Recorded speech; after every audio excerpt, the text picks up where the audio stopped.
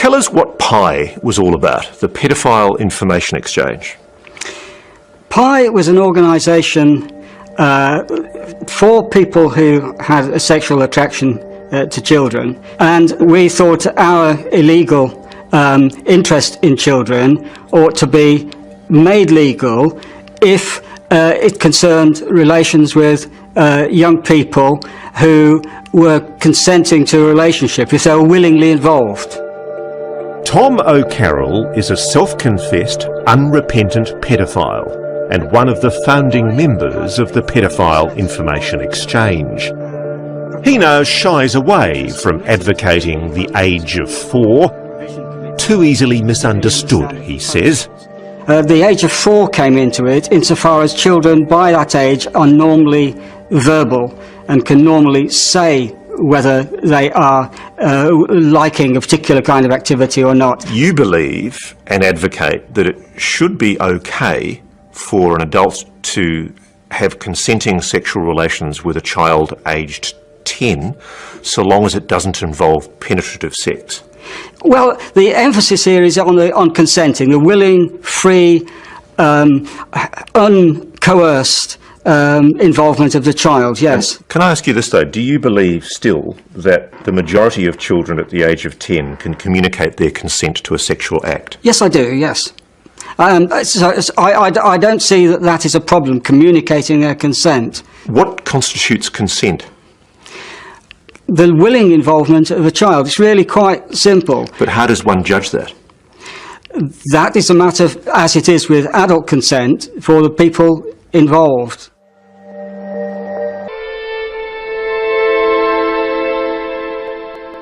I felt afraid to say no. As long as I performed well, they said they'd take care of me.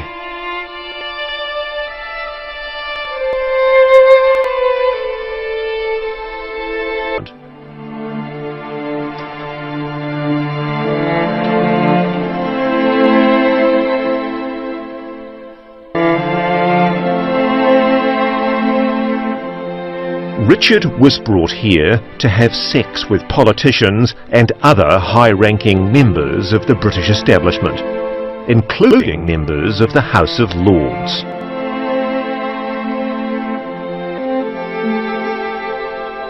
Richard was one of dozens of boys and girls, almost all from state institutions, brought to the homes of the rich and powerful to be forced into sex with adults.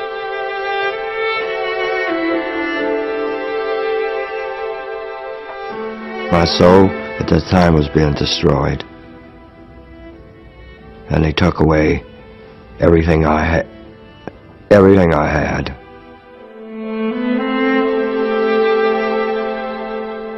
British police are now investigating compelling evidence that dozens of children suffered similar fates. I am Esther Baker.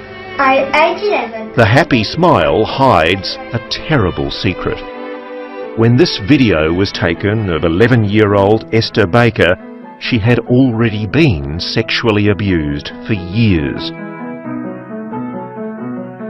At the age of 6, a family member took you to other pedophiles, didn't they? Yes.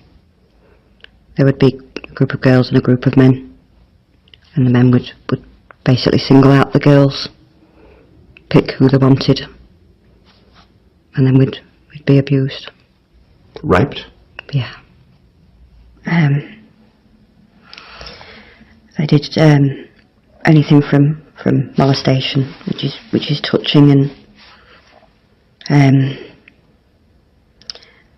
oral sex to full penetrative sex. Esther, now 32, has identified 2 British politicians who were among her abusers in the early 1990s. The man I'm going to show you the photograph of is a lord, a very senior politician. Have a look at this photograph and tell me if you recognise this person. Yeah. Yeah.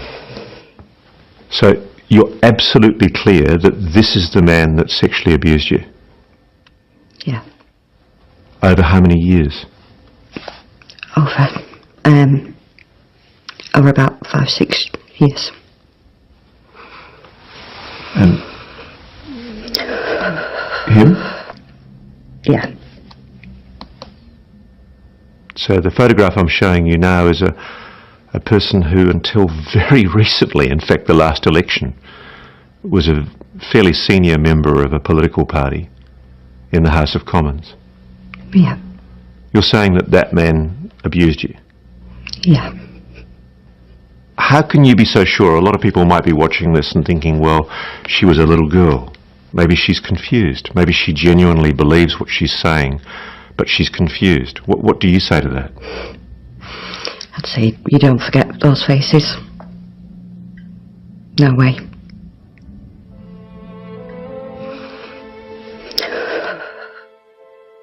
They were powerful people. They were also people who very obviously had formed a group and enjoyed having sex with young children. This man, we'll call Darren, was 15 and in a care home when he met Peter Wrighton, a senior advisor to the government on child development, and secretly a member of the Paedophile Information Exchange, a group campaigning to lower the age of consent for child sex. In this home video, Wrighton can be seen grooming teenage boys, encouraging them to drink alcohol and engage in sexually suggestive behaviour. Wrighton would supply boys like Darren to VIPs at Dolphin Square. We would be basically told who to go and talk to and what to do and with which person. One of those men, also named by other witnesses we've spoken to, was Leon Brittan, the former British Home Secretary. One of the most powerful men in the land, Leon Brittan should have been prosecuting paedophiles. Instead, according to Darren and other witnesses, he was one of them. He liked boys to dress in women's underwear and then to be in a room alone and discover you in women's underwear and punish you for wearing the underwear. A member of Margaret Thatcher's cabinet? Yes. Raping children? Yes.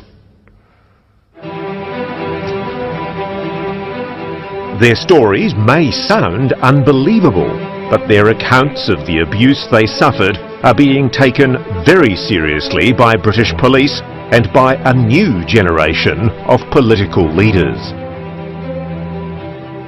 I think there has to be an element of cover-up or conspiracy, call it what you want. Men like Conservative MP Zac Goldsmith. If it's true, and the evidence suggests that it is, Yeah. this is, isn't it, the biggest political scandal in British history? I think that's right. I think there was very compelling evidence that very senior people engaged in terrible acts and were then protected by the establishment. I have no doubt at all about that, but I think the genie is out of the bottle. Tommo Carroll's self-serving views are a chilling insight into the mindset of the paedophiles who achieved positions of great power in British society. O'Carroll and 4 other members of PI were prosecuted and jailed in 1981, but a 6th member of the group was identified at the time only as Peter Henderson. He escaped prosecution. Okay, I've got another photograph to show you. Do you know this man? I know this man. Who is he? It's Peter Hayman? Did he have sex with you? Yes, we had oral. Well, yes. The paedophile who called himself Peter Henderson was in fact Sir Peter Telford Hayman, deputy head of the British Secret Service, MI6, one of the most powerful men in Britain. Hayman was caught with diaries full of sadistic sexual fantasies about children.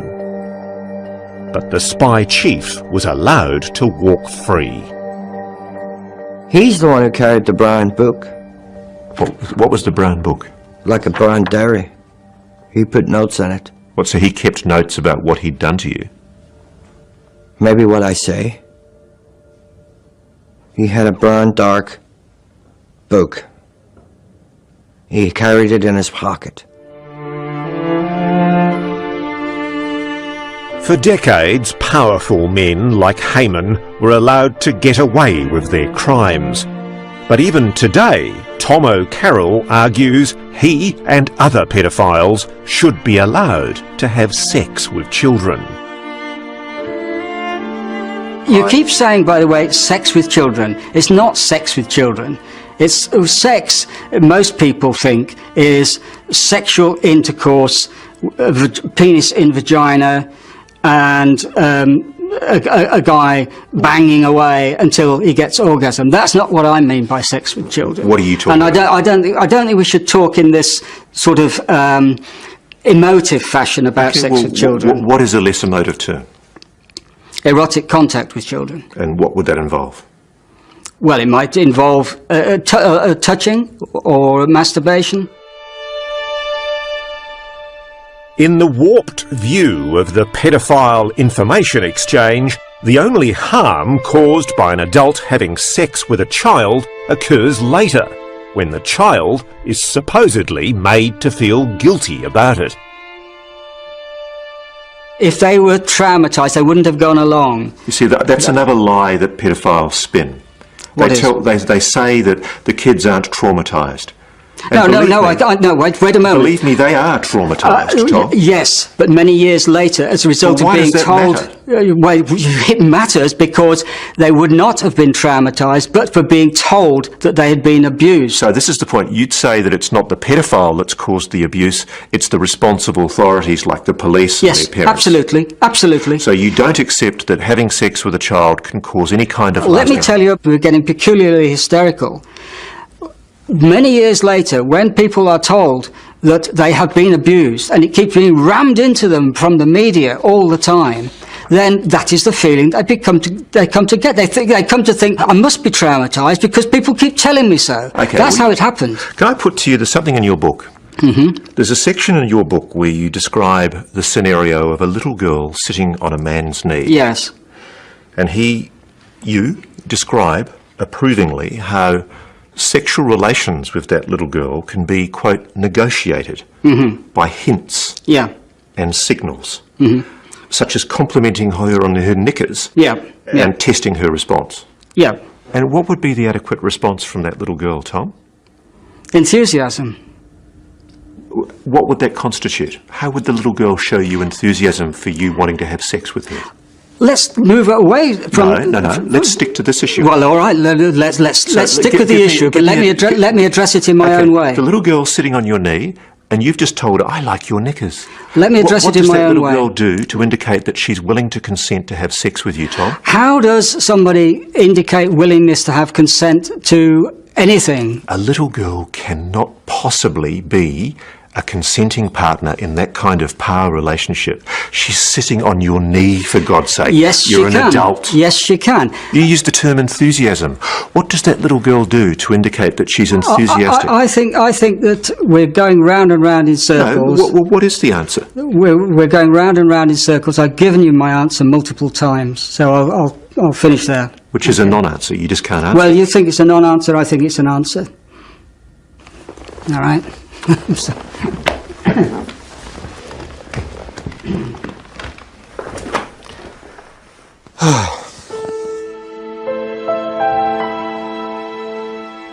Disgraceful secrets are only now coming to light.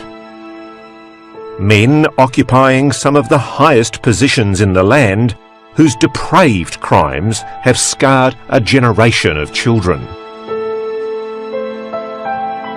But for the victims of this scandal, for those who have lived their lives in pain, there is no walking away from this fight. You realise it's going to boil down to the word of a woman 20 years on, remembering what happened to her when she was between the ages of 6 to 11 years old. Yeah. They're really going to go your credibility, aren't they?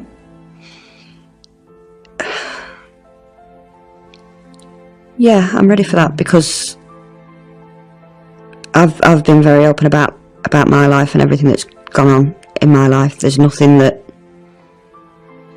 I've got nothing to hide.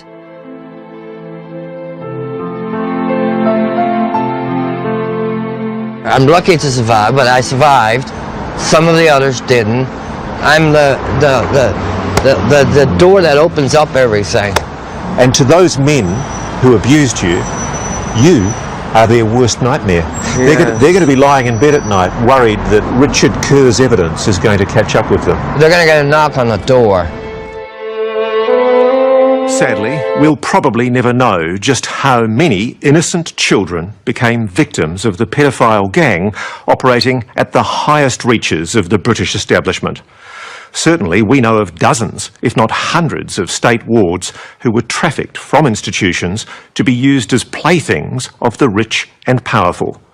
But others were literally picked out and abducted off the streets of London, including the teenage son of the chauffeur to the Australian High Commissioner. One of the great mysteries is a case now being re-investigated by British police. The disappearance and almost certainly the murder of a 15-year-old boy named Martin Allen. You smell a cover-up protecting the toffs, don't you? I smell rats of the highest order. Kelvin Allen is Martin's brother. At the time Martin went missing, their father Tom was personal chauffeur to the Australian High Commissioner. So this is the car that your dad drove? Yeah. With the number plate Oz1? Yeah, AUS1.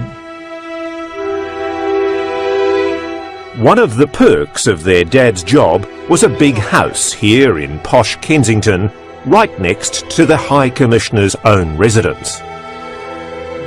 What a beautiful, idyllic place for a young lad to grow up. Yeah, this is where we lived. But that happy life was about to be shattered.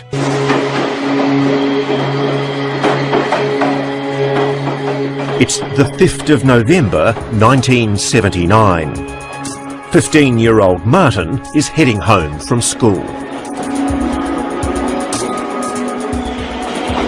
A witness tells police he sees Martin being led onto a train by a tall blonde man in his 30s. He's holding Martin by the scruff of his neck, and the boy is clearly distressed. They only go one stop.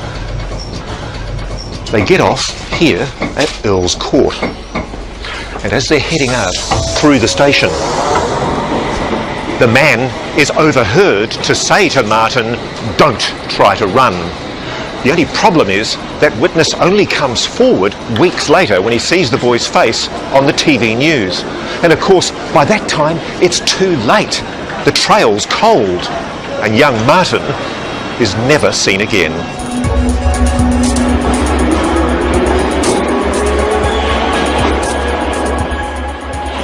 In the 36 years since your brother disappeared, has there ever been any leads, any information? No. Has his body ever been found? No. No, it's like he was abducted by aliens. The police investigation into Martin's disappearance was at best inept. One conversation with the officer in charge has stuck with Kelvin. I just said to him that I think he's been taken by someone high up in, I don't know, establishment, whether it's a businessman or an official of some sort. And what did that senior policeman say to you? He said to me, "You keep saying things like that, you could get hurt." That sounds like a threat. Well, I was like, almost fell off my chair at 17. But my mum and my dad and me, that was it. It was over with the police.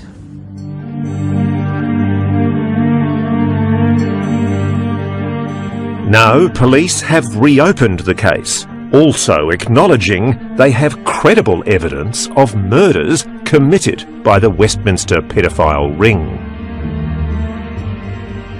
These are children. These were children at the time. and they were abused because they were children, because he could get away with it.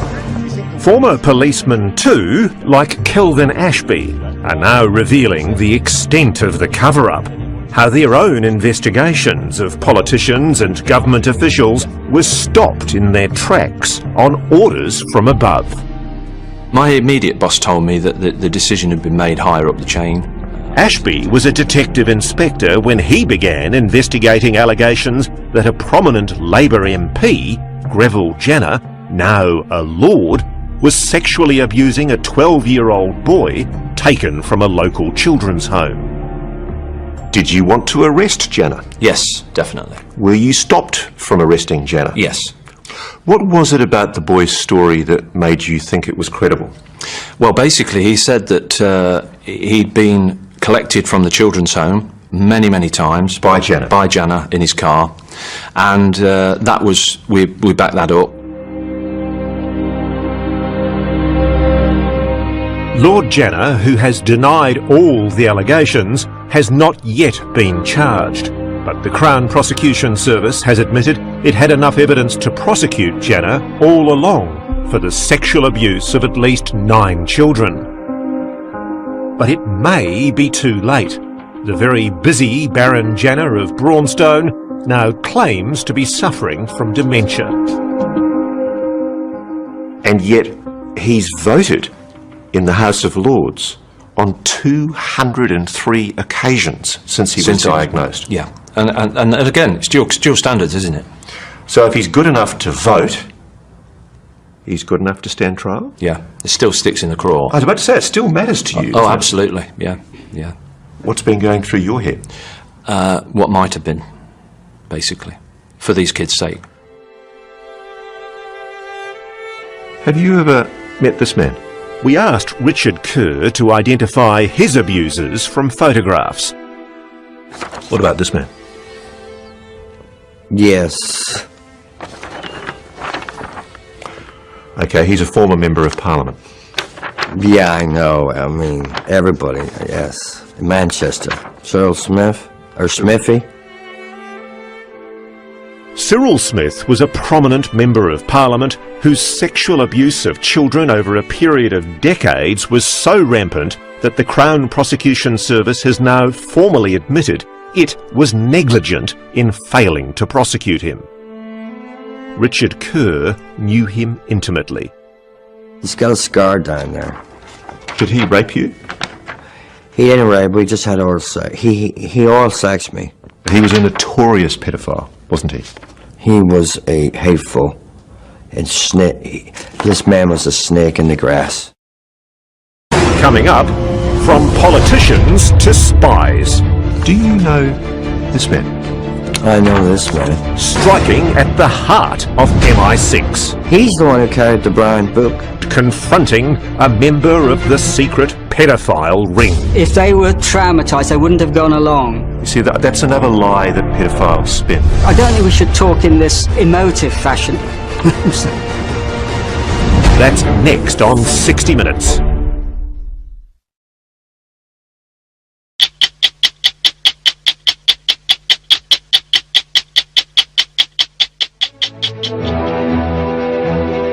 If anyone in Westminster's halls of power might have been tempted to turn a blind eye, it would be Zac Goldsmith, a Conservative MP from an upper crust establishment background. But it was Goldsmith who led the charge for a full judicial inquiry into the allegations. When I first was approached by people 5-6 years ago, and my initial instinct was to dismiss this stuff as madness, as conspiracy wackos, I know that many of the things that I would have been inclined to dismiss 5-6 years ago have since turned out to be true.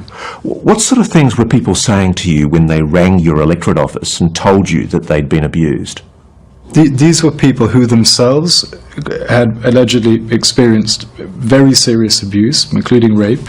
These were children they were children who were associated with a care home in my constituency, which was effectively mined by this paedophile ring, people taken to a guest house nearby, also in my constituency. Part of your call was to investigate why, time and time again, allegations, very serious allegations of sexual abuse of children, were ignored. Is it a conspiracy or is it a stuff-up? I would love to believe that it was a stuff-up, but there were just too many of them. Key evidence not being picked up, key trails not being followed, key questions not being answered, bungled police operations, and investigations stopping suspiciously. And I don't believe that you can explain all of those as stuff-ups. I think there has to be an element of cover-up or conspiracy, call it what you want.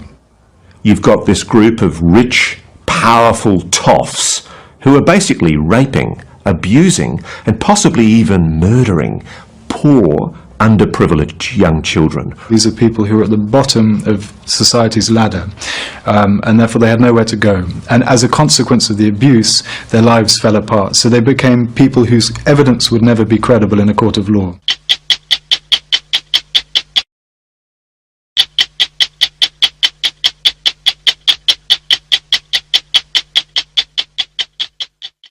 Tell me what happened in the forest.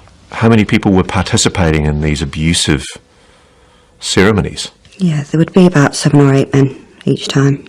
On occasion, there were police there. Police? Yeah, sometimes in uniform, but mainly not. Did any of the children ever run away? Yeah, I did. I tried. What happened? There was a police officer there, and he caught up with me and carried me back. Well, you can understand, Esther. I mean, to me this sounds incredible. A police officer, a person trusted to enforce the law, forcibly dragging a little girl back to be sexually abused?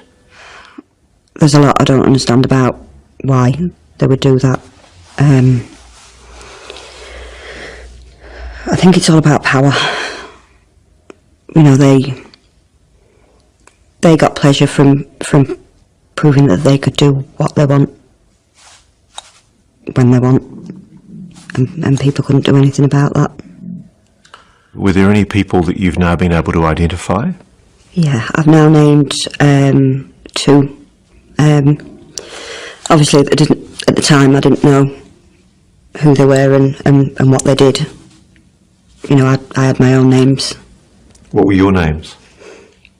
One guy was the piano man, and the other guy was the Lord. So why did you call the piano man the piano man?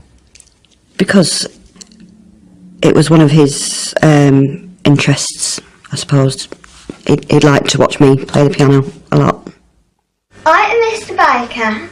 I'm age 11 and I'm going to play for you Allegro in E.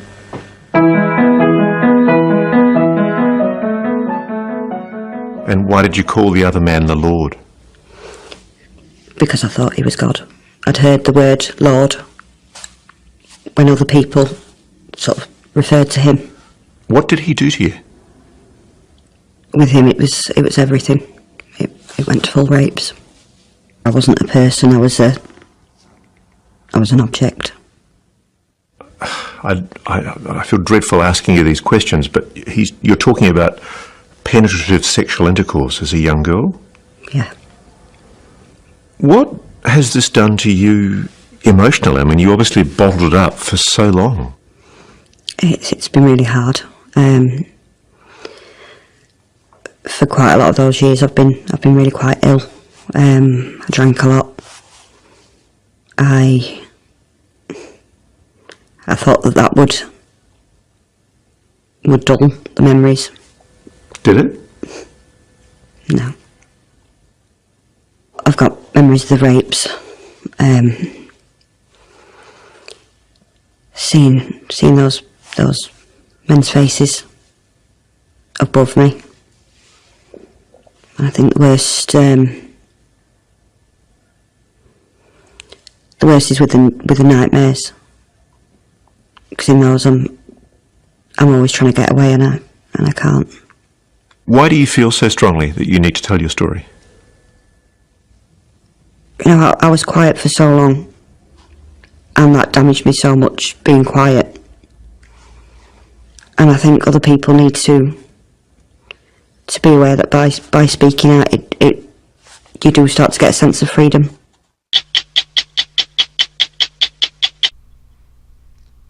Sadly, in America, in many countries around the world, the organization of PI and organizations like them continue to infest and molest the children of our world.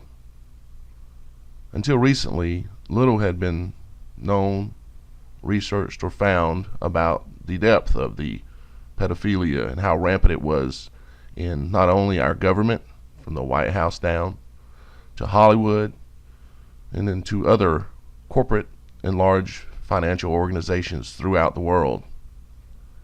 But thanks to a group of unpaid citizen journalists and researchers and bloggers, we have been able to uncover substantial amounts of information about who is involved, what they are doing, where they are doing it, and we plan to continue to expose this. This is one channel that continues to plan to follow this, investigate this, cover this, and expose this. I would recommend that all researchers continue to force this information out about this Pizzagate, also known as Pizzagate, pedophile organizations, and continue to expose these people for exactly what they are and what they are doing to the youth of our world. And I would ask that people that are in power, that understand what is going on, and that see that this is a terrible thing, to step up and start prosecuting these evil bastards. Please subscribe to my channel Logic Before Authority, where we take deep looks into real issues. And if you have a story you need to tell about a person in a powerful position, you can contact me at logicbeforeauthority@gmail.com. Your identity can be kept anonymous.